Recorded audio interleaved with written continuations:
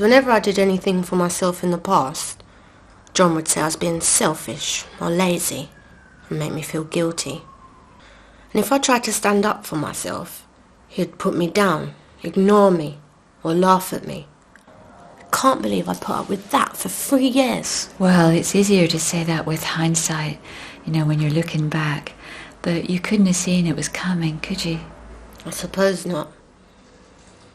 The first time he had a go at me, I just thought it was a one-off. And anyway, he apologised so much after, and he treated me so nice all week. I didn't think he could ever do it again, let alone do it regularly. But by that time, I was pregnant with the girls. I so wanted a nice family. I hate myself for putting them in danger even before they were born. It's not just true for Aisha, but for anybody, that looking back with hindsight is different than how it was at the time. What you would choose to do when you have a free choice or you're safe is different than what you had to do when you were trapped or held hostage at home. Imagine a plane flying over the sea miles away from anywhere, and suddenly terrorists with guns take over the plane and hold all the passengers hostage. Now, why don't the passengers get off the plane? They could open the door and jump out, couldn't they? Why don't they fight the terrorists? Are they cowards? No, they're too scared. They'd get killed.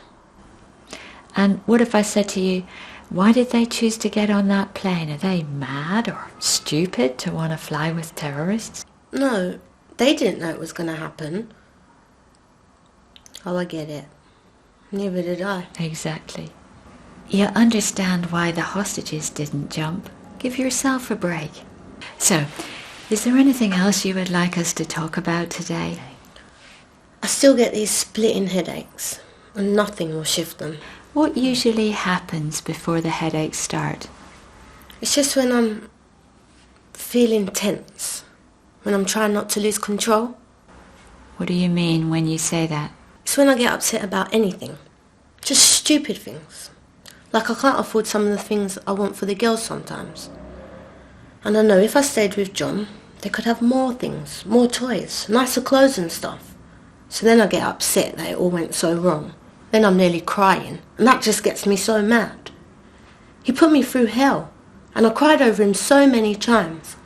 And after I left, I promised I'd never cry over that bastard again. I'm strong now. Do you think wanting to cry means that you're not strong? I would say you are still in control. You are just choosing to use your control differently, to let the tears out rather than holding them back in. But I'm never going to let a man control me and screw me over like he did again. I'm never going to let myself need anything or anyone ever again. I'm not going to be seen as weak.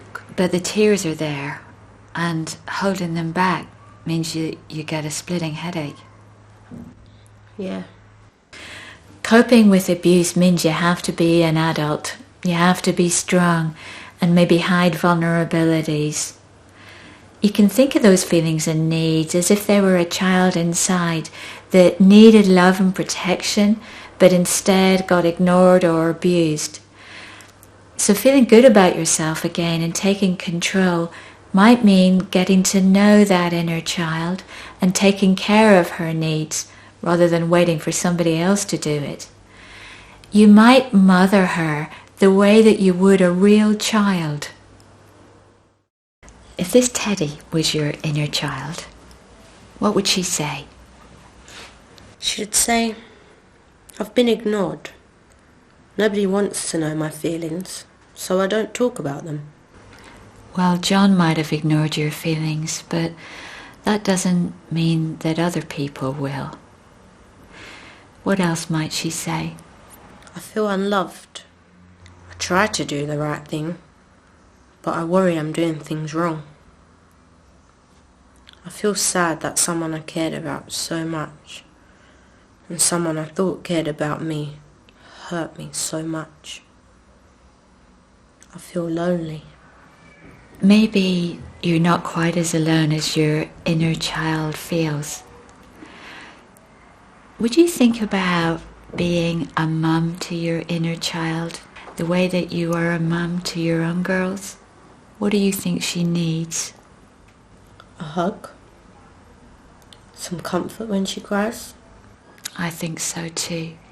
Maybe you could give yourself a hug and some comfort. Having let those tears out, maybe those headaches will stop.